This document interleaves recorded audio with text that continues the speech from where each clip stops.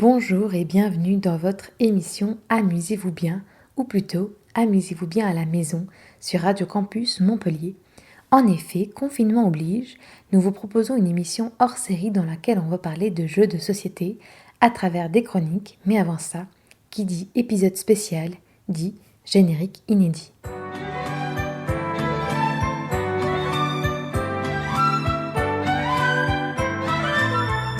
Ça veut dire quoi, contagieux?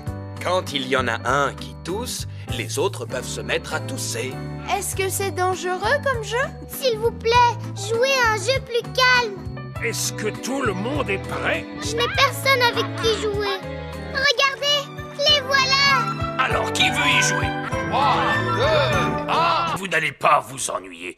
On est sur les ondes de Radio Campus Montpellier, sur la station 102.2, et il est temps de débuter votre émission bimensuelle qui parle de jeux de société. Comme tout objet culturel, le jeu de société a son histoire, sa technique et bien sûr ses avis. C'est pourquoi toutes les 2 semaines, on espère vous donner l'occasion d'en apprendre un peu plus sur ce monde ludique et par-dessus tout, on espère vous donner l'envie de jouer à votre tour. Amusez-vous bien à la maison, c'est l'occasion de découvrir des jeux qui vont vous permettre de vous échapper, de vous animer et de vous divertir pendant cette période casanière. Radio Campus Montpellier, 102.2 FM. Avant de laisser la parole à mes camarades, moi c'est Gaëlle et je vous présente mes chroniqueurs et chroniqueuses en ce jour. Je souhaite la bienvenue à John, Simon, Raphaël et Marie qui vont nous parler de leur jeu de confinement. Alors c'est parti pour ce premier hors-série, amusez-vous bien à la maison. Et vous serez répartis dans vos maisons. C'est pas grand luxe, mais c'est chez nous. Je trouve ça merveilleux. On commence avec toi John et un jeu qui je crois nous replonge un peu dans la période d'Halloween. Qui dit confinement dit pour beaucoup d'entre nous 2 longues heures en tête-à-tête avec quelqu'un. Une fois que chacun aura compris que faire son propre pain n'occupe pas une journée entière ou que vous aurez fini de ranger tout votre appartement, il ne vous restera plus qu'à sortir vos jeux de société pour jouer à 2. Et j'ai bien évidemment trouvé de quoi vous occuper. Aujourd'hui, je vous parle d'apocalypse, de mutations, de parasites et de dangers de mort. Ce n'est pas le Covid-19, mais bel et bien Zombie Kids, vous l'aurez deviné. Zombie Kids est un jeu de Annie Lobé, illustré par Nikao, sorti en 2018 par les éditeurs québécois du Scorpion Masqué. Le jeu est conseillé à partir de 7 ans pour 2 à 4 joueurs, pour des parties d'une trentaine de minutes, mais n'ayez pas peur de l'âge conseillé. C'est bel et bien un jeu pour enfants, mais aussi très très bien pour les adultes. Vous incarnez une bande d'enfants qui fait face à une invasion zombie dans leur école. Le but du jeu, les empêcher de venir et verrouiller les issues pour vous barricader. Pour jouer, c'est super simple. Vous lancez un dé, vous faites apparaître un zombie sur la case indiquée par le dé, puis vous vous déplacez, puis vous tuez des zombies, puis si vous le pouvez, vous verrouillez les portes. Mais le twist qui donne à Zombie Kids son charme, c'est que c'est un jeu de type Legacy. Qu'est-ce que ça veut dire? C'est que plus vous allez jouer, plus le jeu va se modifier. Il est évolutif. Par exemple, dans le livret de règles, on a une page qui indique notre nombre de parties. Lorsque vous aurez gagné 10 fois, vous allez pouvoir ouvrir une enveloppe scellée qui se trouve dans la boîte. Chaque enveloppe, il y en a 13 au total, apporte de nouvelles règles, des pouvoirs spéciaux et de la difficulté en plus. Partant de mécanismes très simples, Zombie Kids s'envole vers un jeu super addictif et amusant pour tout le monde, quel que soit son âge. Il y a quelque chose de très jouissif grâce à la fluidité du jeu. Comme les parties sont très courtes, on a tout de suite envie d'en refaire. D'autant plus que le système d'enveloppe nous pousse à jouer et rejouer pour découvrir ce qui se passera dans la prochaine enveloppe. Puis cette idée d'enveloppe justement, qu'est-ce que c'est cool? Le jeu évolue sans cesse, on les ouvre comme des petits cadeaux à chaque fois. Un coup c'est des pouvoirs, un coup c'est une règle qui change le déroulement de la partie, c'est vraiment le suspense à chaque fois. Ce n'est pas pour rien que le jeu a été à la fois un succès critique et public. Parmi les nombreux prix qu'il a eu, il y a un Trick Track d'or, un coup de cœur Ludovox, le prix québécois du jeu de société, puis il a été nominé à l'As d'or, la plus grosse récompense française. Mais au-delà du jeu, ces prix récompensent également le superbe travail d'édition. Le matériel est vraiment agréable à prendre en main, les illustrations sont superbes, dans un style dessin animé pour enfants, et chose importante à noter, il y a de la diversité dans la représentation des personnages. Aussi, la super trouvaille reste selon moi la page qui comptabilise nos parties. À la manière d'un jeu vidéo, on va coller des petits stickers sur une piste afin de tenir compte de nos victoires et de nos missions réussies. Même le livret de règles est super ludique. Le jeu saura occuper vos journées confinées en tête-à-tête, que cela soit avec votre enfant ou même entre adultes. Et si votre enfant n'est plus trop un enfant mais un adolescent, Zombie Teen, la suite vient de sortir. Vous n'avez donc aucune raison de ne pas y jouer. Merci John pour cette chronique qui va, je crois, donner l'envie aux enfants et aux adultes d'attaquer des zombies. On enchaîne avec Simon. Tu vas nous parler d'un autre fléau que le monde a connu. Nous t'écoutons avec attention. Iron Curtain est un jeu pour 2 joueurs sorti en 2019 en France, créé par Asger Sams Gerund et Daniel Skjold Pedersen, édité par Matago. Et là, vous allez tous vous dire, Simon qui propose un jeu à 2 joueurs, c'est pas possible. C'est vrai, chers auditeurs et auditrices, vous me connaissez bien. Je suis en effet rarement intéressé par les jeux à 2 joueurs seulement. Peut-être est-ce dû au manque d'interaction entre d'autres joueurs, puisqu'on n'est que 2, et parce que je me dis que ce genre de jeu sera court, ce dont je suis un petit peu moins fan. Sur ce dernier point, Iron Curtain ne déroge pas à la règle, une partie est vraiment courte. Mais c'est sa courte durée qui, pour une fois de mon côté, me fait chavirer. Iron Curtain vous propose de rejouer la guerre froide en moins de 20 minutes en prenant contrôle d'un des 2 blocs, donc de l'Est ou de l'Ouest. C'est réellement la grande force de Gerund et Pedersen d'avoir réussi à retranscrire l'esprit guerre froide, la nervosité de la situation et le sentiment que d'un jour à l'autre tout pouvait basculer en une seule partie de jeu qui est assez impressionnante. Alors comment se joue Iron Curtain ? Chaque joueur doit d'abord choisir son clan. L'Ouest du coup est représenté par le drapeau des États-Unis ou l'Est du coup représenté par celui de l'URSS. Tour à tour, chaque joueur va devoir poser une carte représentant un pays, une région où la guerre froide s'est jouée, tout en essayant d'y installer de l'influence grâce à 2 petits cubes bleus pour les États-Unis et des petits cubes rouges pour ceux qui contrôlent les soviétiques. Iron Curtain est donc un jeu de stratégie où à chaque tour il va falloir se creuser les méninges pour essayer de remporter de l'influence sur les différentes régions du monde. Mais qui dit jeu de stratégie dit aussi effet en fonction des cartes. C'est ici que réside une des forces du jeu. Sur chacune des cartes pays que vous posez se trouve en haut à gauche un drapeau, celui de l'URSS ou des États-Unis. En fonction du rôle que vous avez vous-même choisi, vous pouvez déclencher l'événement d'une carte si le drapeau de votre pays s'y retrouve. Et même si c'est l'adversaire qui joue la carte. Et oui, avec Iron Curtain, vous pouvez aussi jouer pendant le tour de l'adversaire.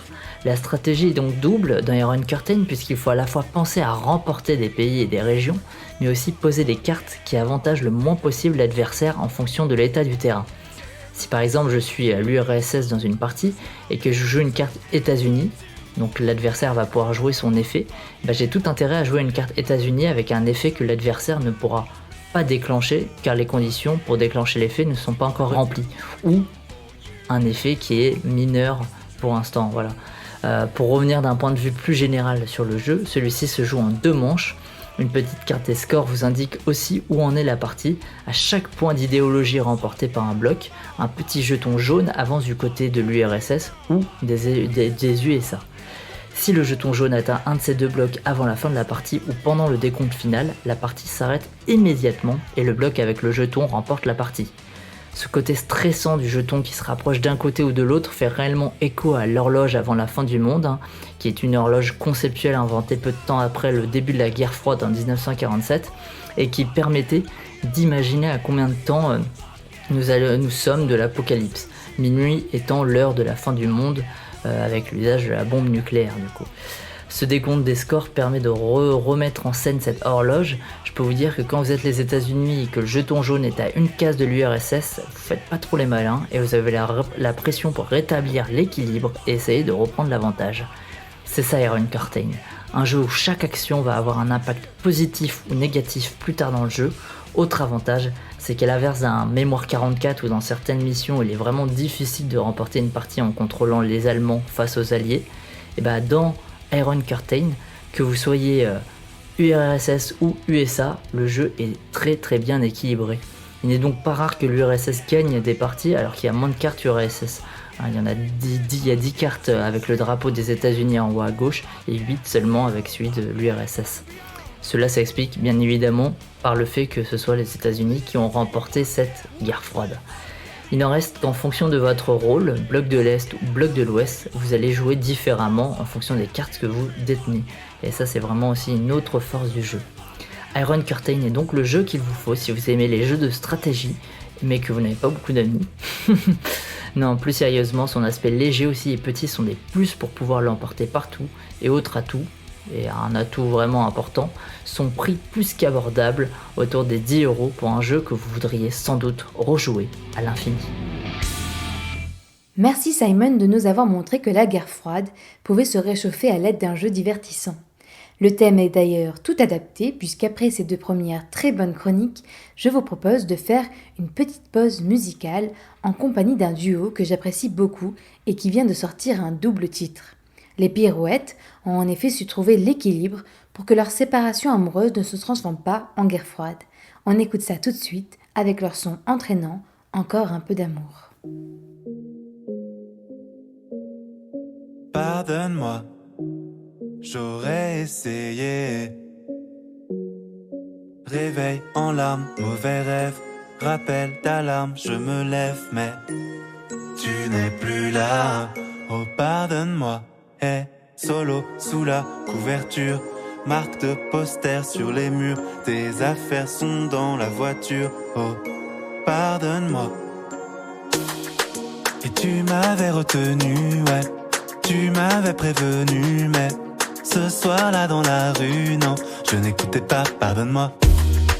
Et tu n'avais pas voulu, toi, qu'on se perde de vue comme ça. Cette ombre vraiment perdue là, je n'écoutais pas, pardonne-moi. Je n'écoutais pas tes pleurs, et je m'écoutais moi comme d'hab. Je n'écoutais que mon cœur, mais il est un peu trop vague. Et j'ai fait une erreur, aujourd'hui je l'avoue, oui je n'ai plus peur. Mais il est trop tard, et pourtant je dois te dire à tout à l'heure. On se voit tous les jours, on se voit tous les jours. Et j'ai encore un peu d'amour pour toi, j'irai le chanter dans le monde entier. À tous nos initiés, s'il faut te le prouver. Je le sens tous les jours, je le sens tous les jours. Encore un peu d'amour, encore un peu d'amour, encore un peu d'amour, encore un peu d'amour. Réveil en larmes, mauvais rêve, rappel d'alarme, je me lève mais tu n'es plus là, oh pardonne-moi. Comme un silence qui sonne faux, seule ma voix sur la compo. Je n'ai pas toujours le bon mot, c'est mon pire défaut. Et tu m'avais retenu, ouais, tu m'avais prévenu, mais ce soir-là dans la rue, non, je n'écoutais pas, pardonne-moi. Et tu n'avais pas voulu, toi, qu'on se perde de vue comme ça. Cette ombre vraiment perdue là, je n'écoutais pas, pardonne-moi. Je n'écoutais pas tes pleurs, et je m'écoutais moi comme d'hab. Je n'écoutais que mon cœur, mais il est un peu trop vague. Et j'ai fait une erreur, ouais, aujourd'hui je l'avoue, non je n'ai plus peur. Mais il est trop tard, et pourtant je dois te dire à tout à l'heure. On se voit tous les jours, on se voit tous les jours. Et j'ai encore un peu d'amour pour toi, j'irai le chanter dans le monde entier. À tous nos initiés, s'il faut te le prouver. Je le sens tous les jours, je le sens tous les jours. Encore un peu d'amour, encore un peu d'amour, encore un peu d'amour. On se voit tous les jours.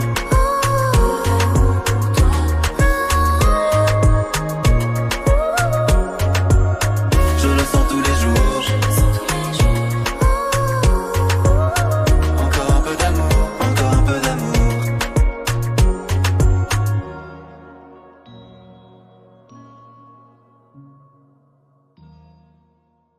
Comme le disent si bien les Pirouettes, l'amour est encore présent, l'amour des gens, l'amour des jeux, et notamment des classiques, n'est-ce pas Raphaël ? Merci Gaël pour ce lancement qui était extrêmement qualitatif. Alors avant ce confinement, je me suis plongé dans la base des bases, un jeu qu'on retrouve dans toutes les bonnes bibliothèques, le jeu de cartes, et j'ai même hésité à vous parler des échecs, donc c'est dire que je me sens un peu le ludo-réactionnaire du groupe. Alors le jeu de cartes, c'est un basique avec de gros avantages comparé aux échecs, donc c'est qu'il est modelable à l'infini, donc chacun peut se réapproprier le jeu à sa sauce, donc pour une partie seule comme à 25, ou même un tour de magie, donc même si en général c'est pas ouf, faut l'avouer, les tours de magie c'est pas terrible, sauf quand c'est les tours de Bernard Billis pendant le plus grand cabaret du monde, ça on aime bien. Alors bref, toujours est-il que le jeu de cartes donc, que l'on connaît avec 52 cartes et ses 4 enseignes ont vu le jour au Moyen-Âge, donc petit point historique. Alors 52 cartes donc pour 52 semaines de l'année et 4 enseignes pour les 4 saisons de l'année. D'ailleurs on connaît tous donc les enseignes françaises cœur, carreau, pique et trèfle. Et c'est d'ailleurs majoritairement ceux qu'on trouve donc chez nos voisins européens et aussi en Amérique du Nord, mais en tout cas c'est français, parce qu'à l'origine tous les pays avaient leur petite variation des jeux de cartes. En Suisse on avait donc grelot, rose, gland et bouclier. En Italie il y avait épée, coupe, denier et bâton qui étaient plus proches de la version originelle qui vient d'Orient. Alors il y aurait beaucoup à dire donc sur l'histoire des jeux de cartes, j'ai même vu que c'était devenu une monnaie au Québec au XVIIe siècle. Mais pour cette chronique spéciale jeux de confinement, je vais vous parler donc des jeux de cartes solo. Donc il s'agit de deux jeux de cartes, donc un tandem de jeux de hasard assez connus en fait, donc qui sont très satisfaisants je trouve, mais on y gagne assez rarement, surtout pour un. Alors le premier c'est le solitaire, alors ça mérite d'être clair, on joue seul, là pour le coup on sent un peu le Roland de The Sound of Silence de Simon & Garfunkel en prononçant le nom solitaire. Alors en vérité le solitaire c'est pas un jeu mais une catégorie de jeux, alors faites gaffe parce que si vous cherchez les règles il y a plusieurs jeux.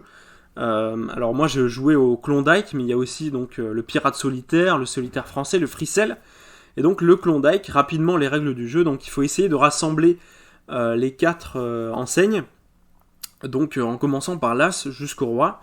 Alors pour ce faire on commence par distribuer devant nous 7 colonnes de cartes cachées, la première étant avec une carte, la seconde avec 2, et ainsi de suite jusqu'à la 7ème colonne qui en a 7.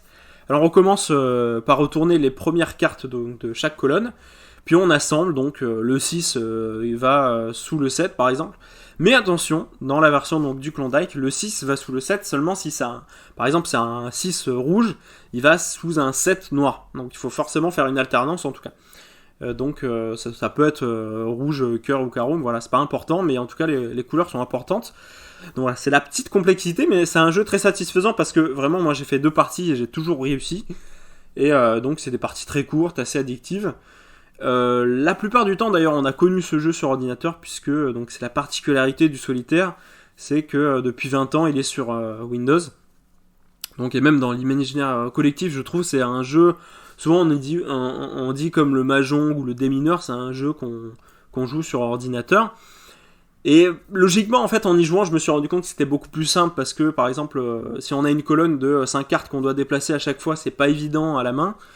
Donc il n'y a pas besoin de beaucoup de graphisme, donc ça fait 20 ans qu'on le retrouve sur ordinateur, et pourtant je trouve que c'est très satisfaisant en vrai comparé à un ordinateur où on peut tester plein de possibilités. Quand vraiment on a trouvé la possibilité en vrai, c'est comme un puzzle, on est assez satisfait, et donc je trouve que le jeu il gagne. Et donc voilà, je voulais partir sur un autre jeu en solitaire qui est pas dans la catégorie solitaire bizarrement, donc ça s'appelle La Patience ou La Réussite. Je préfère qu'on l'appelle comme ça d'ailleurs, La Réussite. Donc c'est un jeu extrêmement satisfaisant, mais là très très difficile. Alors comme ces divers noms l'indiquent, pour réussir la réussite, il faut de la patience, puisqu'il faudra beaucoup de parties.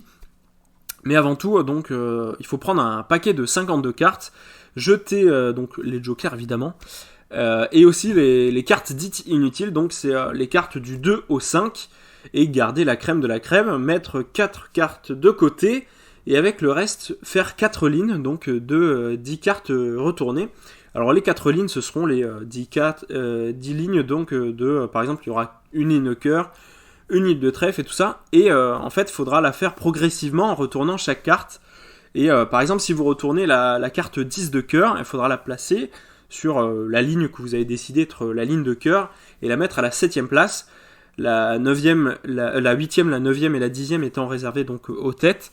Et donc faire ça progressivement, à chaque fois vous retournez, vous remplacez, et donc il faut pas tomber sur les as. Donc ça c'est la grande règle de la patience, ou de la réussite, donc c'est de pas tomber sur les as, sinon vous avez perdu si vous retournez tous les as. Donc c'est vraiment du hasard, mais c'est très satisfaisant. Bref, en tout cas pour finir, je vous recommande donc de jouer en vrai et pas sur ordinateur, donc au Klondike, donc le solitaire classique on va dire, donc à la patience ou la réussite. Donc c'est selon, moi je préfère la réussite, honnêtement. Donc ça vous fera des bonnes parties très satisfaisantes en tout cas, et très très rapides donc pendant ce confinement. Je te remercie Raphaël pour cette chronique, et je te rassure, les jeux de cartes sont indémodables. D'ailleurs, c'est pas toi Marie qui me contredira en vue de ta chronique. Vas-y Marie, quand tu veux. Merci Gaëlle. Eh bien moi, pour ma chronique spéciale jeu de confinement, j'ai choisi de vous parler d'un jeu que j'ai expérimenté il y a peu, j'ai nommé la Scopa. La Scopa, qu'est-ce que c'est ? C'est un jeu de cartes italien apparu au XVIIIe siècle et l'un des plus connus en Italie pour commencer, mais pas n'importe quelle carte, puisqu'il utilise des cartes italiennes. Comme vous l'a expliqué Raph dans sa chronique, les jeux diffèrent selon les pays, et les cœurs et les piques ne sont pas toujours de la partie. Le jeu italien se rapproche plus des combinaisons coupe, denier, bâton, épée, un peu comme certains jeux de tarot. Les jeux changent selon les régions, et pour jouer avec des cartes françaises, il faut bien sûr adapter son jeu de cartes. Mais moi, figurez-vous que j'ai une chance inouïe, j'ai un jeu unique et personnalisé. Un jeu magnifique dessiné par la talentueuse Aude Bertrand qui pour mon anniversaire m'a offert un jeu de Scopa entièrement redessiné et réadapté. J'ai donc une combinaison nuit, feu, bain et fruits, et les valets, cavaliers et rois sont remplacés par des pensives, dormeuses et couronnées. C'est un véritable plaisir de jouer avec ces cartes colorées et détaillées, et c'est grâce à elles que j'ai découvert ce jeu et que je peux vous en parler aujourd'hui. Mais alors vous devez vous demander, comment joue-t-on à la Scopa ?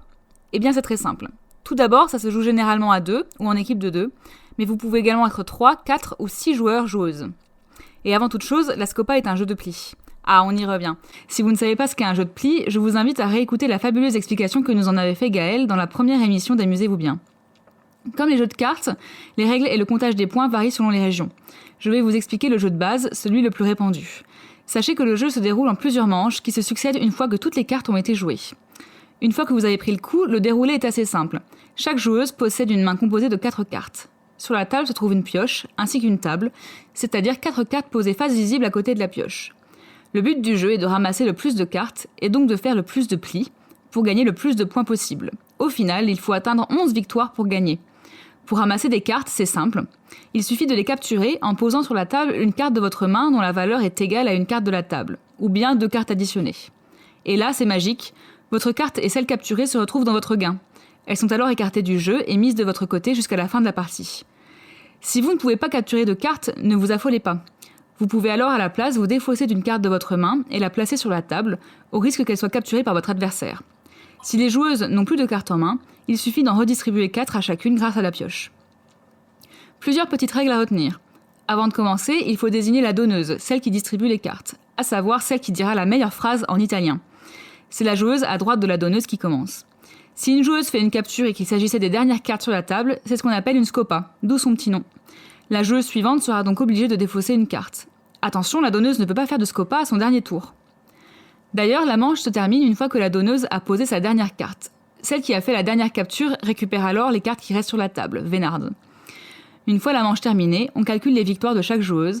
Elles sont au nombre de 4 et sont réparties à la fin de chaque manche. Une victoire pour la joueuse ayant le plus de cartes, une victoire pour celle ayant le plus de cartes feu, une victoire pour celle ayant le 7 de feu, et une victoire pour celle ayant les meilleures cartes de chaque catégorie. Cette dernière victoire est plus difficile à calculer. Chaque joueuse sélectionne la meilleure carte qu'elle a dans chaque catégorie, qu'on appelle des enseignes dans le jargon, en suivant un ordre précis, mais un peu trompeur. Par exemple, le 7 vaut 21 points, alors que les têtes valent chacune 10 points, hélas 16 points. Je ne vous ferai pas le détail, mais c'est facilement trouvable en ligne. Chaque joueuse calcule donc le nombre de points grâce à ses cartes, et celle qui en a le plus remporte cette dernière victoire. Nouvel avertissement, si les joueuses sont à égalité pour une victoire, celle-ci n'est tout simplement pas attribuée, désolé.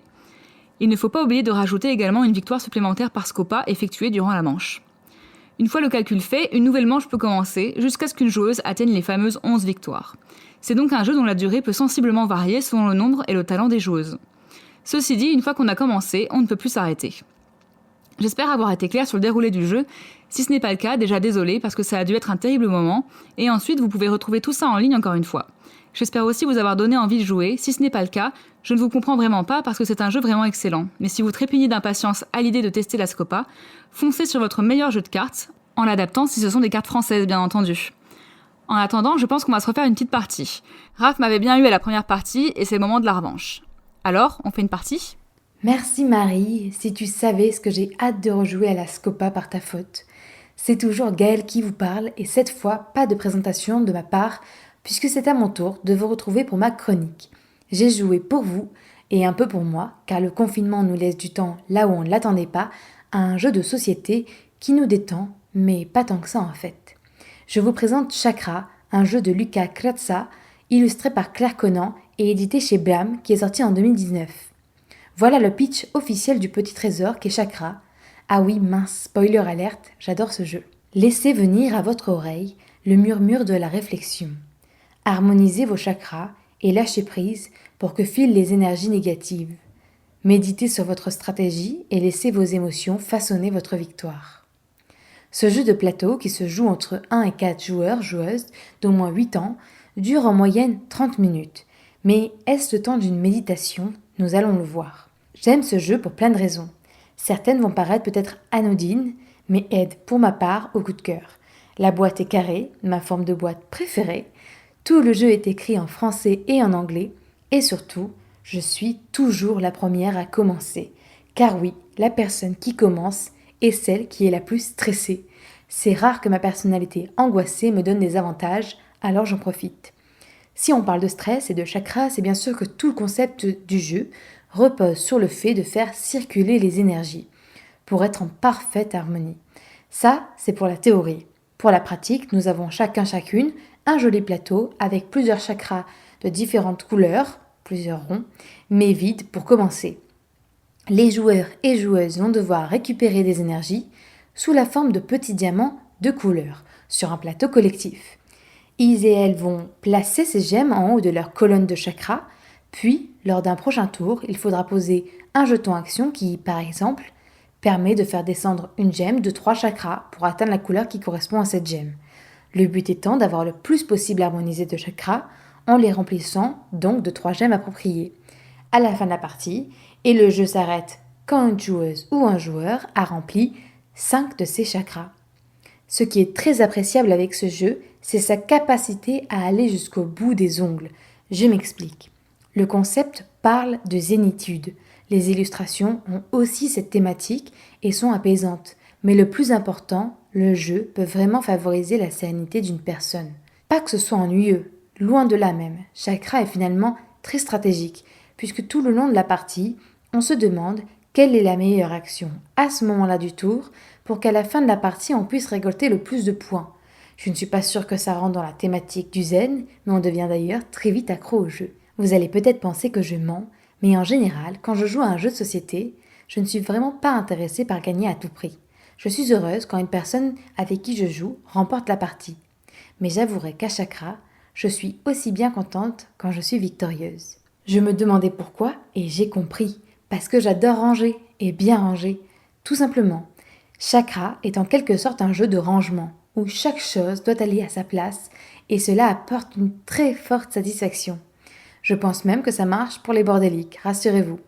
Et c'est là que Chakra prend une dimension très intéressante. En plus de nous apaiser par une jolie illustration, le jeu peut servir de véritable méditation, et je ne plaisante pas. En fait, quand pour jouer on replace ensemble les couleurs correctement, c'est toute notre concentration qui a pour but de s'investir dans ce processus. Pendant toute la durée de la partie, on est vraiment dans le temps présent. C'est une sorte de puzzle évolutif où parfois tout se joue dans les détails. La pensée la plus anticipatoire qui nous traverse l'esprit, c'est les quelques tours d'après. Moi qui suis stressée, comme je vous le confiais il y a un instant, pendant une partie, je suis suffisamment centrée sur ce que je fais pour ne pas penser au confinement, aux factures ou encore aux cadeaux de Noël. Voilà, pour moi, la force de Chakra. Allier stratégie, beauté, apaisement, tout ça avec une grosse rejouabilité et des changements intéressants entre les différentes configurations de 1 à 4 joueurs. Et là, si vous êtes détentrice ou détenteur de Chakra, vous vous dites « Elle hallucine la gueule ». Sur ma boîte, il y a marqué de 2 à 4 joueurs. Et je vous rassure, sur la mienne, c'est pareil. Mais j'ai appris, il y a peu, l'existence d'un mode solo ajouté sur le site de l'éditeur du jeu Blam. Et oui, même les personnes confinées seules pourront profiter de ce bijou. J'ai donc testé pour l'émission ce que valait ce mode solo et je le trouve vraiment bien. Les règles ne changent pas beaucoup et il y a seulement des petites actions qui s'ajoutent pour pimenter le jeu puisqu'il n'y a plus d'adversaires. C'est d'ailleurs le premier jeu de société auquel j'ai joué toute seule et je suis très contente d'avoir commencé avec lui puisqu'on a les mêmes sensations qu'en groupe.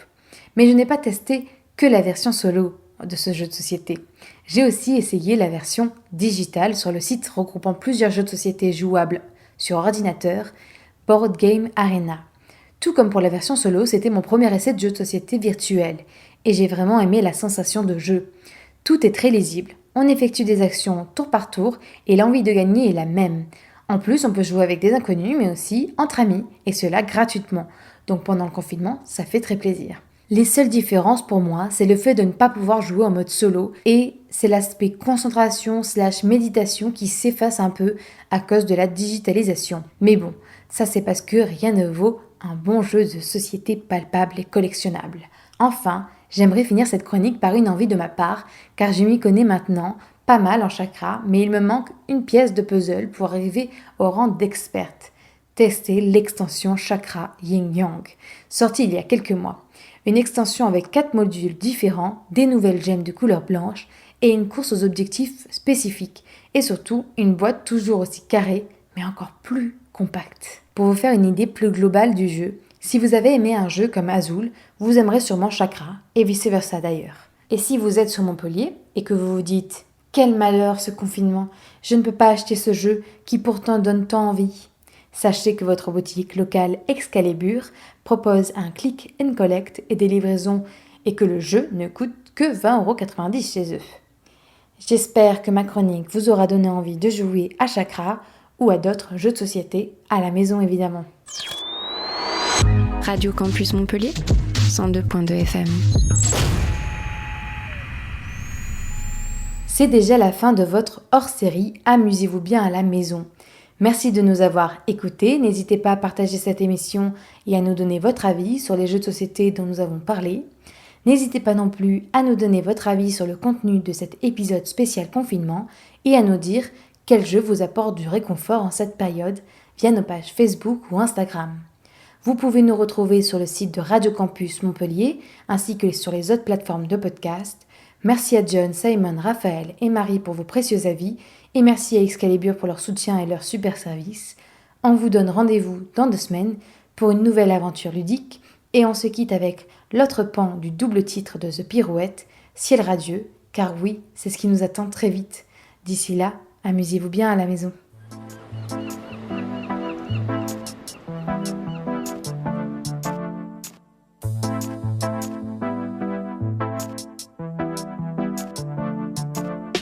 Si tu veux, on peut s'en aller tous les deux et revoir dans le noir un film ou deux qui nous émeut. Si tu veux, je vois la vie comme un grand nœud qui m'oppresse quand il se tresse après un mess un peu honteux.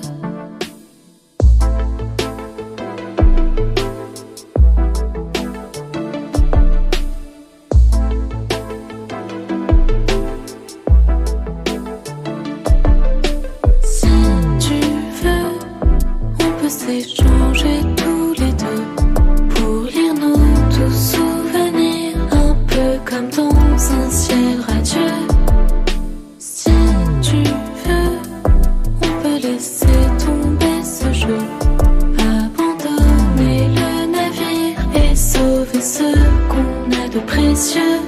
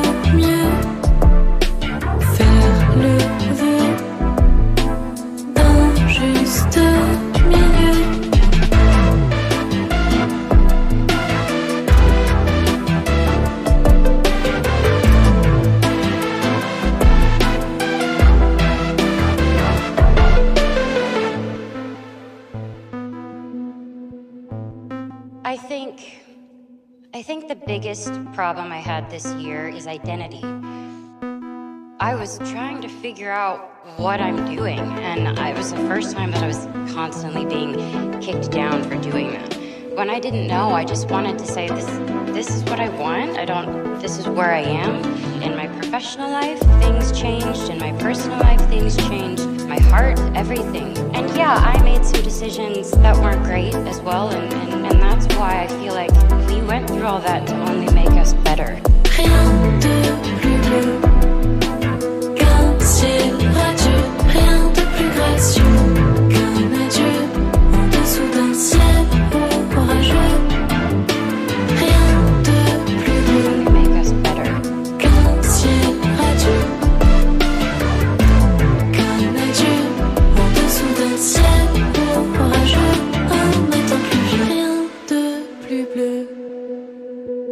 ciel radieux, rien de plus gracieux qu'un adieu en dessous d'un ciel orageux, un matin pluvieux.